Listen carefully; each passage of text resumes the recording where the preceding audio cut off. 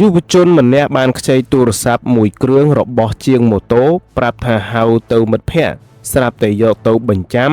បានលុយ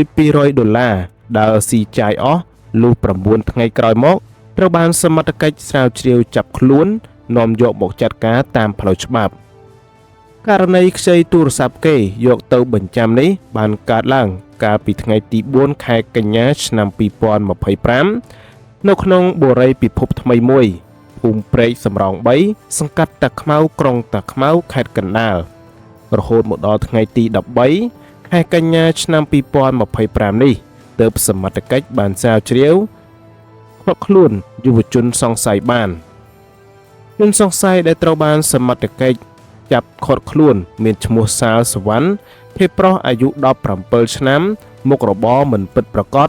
មានទីលំនៅភូមិព្រែកសំរោង3សង្កាត់តាខ្មៅក្រុងតាខ្មៅចំណែកទូរស័ព្ទដៃដែលជនសង្ស័យស៊ីដាច់នោះមានម៉ាក iPhone 12 Pro Max ពណ៌ទឹកប្រាក់ជារបស់ជនរងគ្រោះមានឈ្មោះហេងសុភាភេទប្រុសអាយុ30ឆ្នាំមុខរបរជាជាងម៉ូតូមានទីលំនៅនៅភូមិព្រែកសំរោង3សង្កាត់តាខ្មៅក្រុងតាខ្មៅលោកវរៈស្នេហ៍ឯកយីវណ្ដាអធិការនគរបាលក្រុងតាខ្មៅបានឲ្យដឹងថានៅមុនពេលកើតហេតុថ្ងៃទី4ខែកញ្ញាឆ្នាំ2025យុវជនឈ្មោះសាលសវណ្ណបានដើរទៅខ្ចីទូរស័ព្ទរបស់ជនរងគ្រោះឈ្មោះហេងសុភាដែលជាមនុស្សស្គាល់គ្នាដោយប្រាប់ថា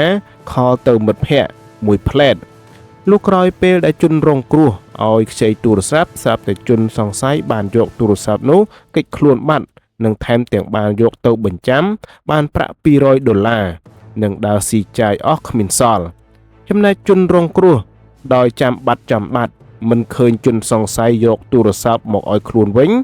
ទើបសម្រេចប្តឹងសមត្ថកិច្ចឲ្យជួយអន្តរាគមន៍ជ្រាវជ្រាវនឹងឈានដល់ការឃាត់ខ្លួន